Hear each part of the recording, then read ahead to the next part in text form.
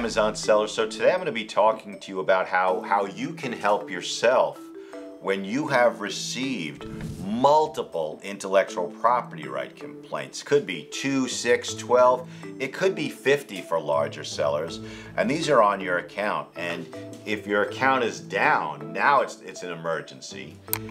Amazon sellers, help us get more views on our videos.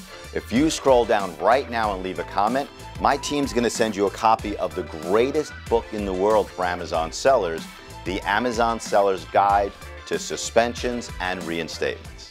If your account is still alive and you're selling and making money, it still should be a priority of yours to maintain your account health. So here is how we handle this issue. When you contact us and you say, help me get these IP complaints off my account, or you say, hey CJ, we're out of business, and we look at your account and you've got a dozen or 2 dozen intellectual property right complaints. And some people refer to them as rights owner complaints. It's all the same thing. So here's what we do. We literally make a list of the intellectual property right complaints on your account, most recent ones first, and then going back as long as we have to about 3 months or so, and how many IP complaints are on there. Then we start with the most recent one.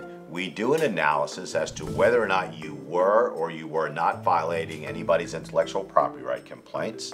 And then we reach out to the complainant, just like Amazon tells you to do in that email when Amazon notified you of the complaint. And the goal of contacting whoever made that complaint is always the exact same.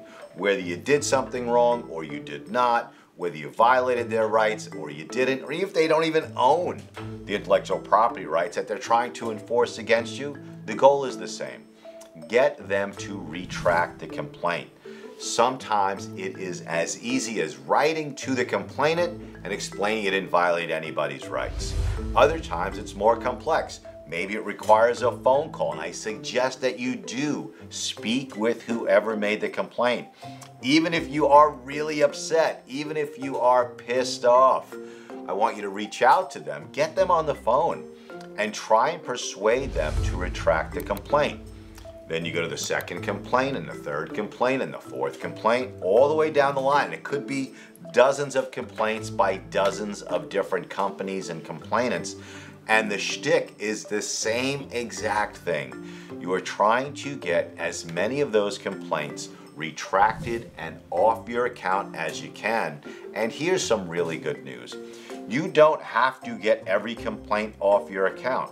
The larger your account, the longer you've been on Amazon, the more sales you're doing, the higher volume, then means the fewer of the complaints you need to get off your account to get reactivated or to preserve the health of your account.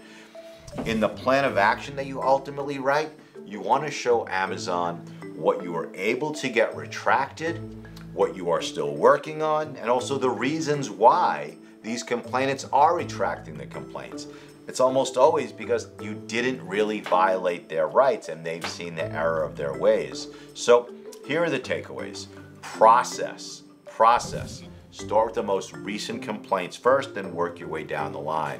Number 2, contact them and try and get a retraction, even if you don't agree that what they did is right.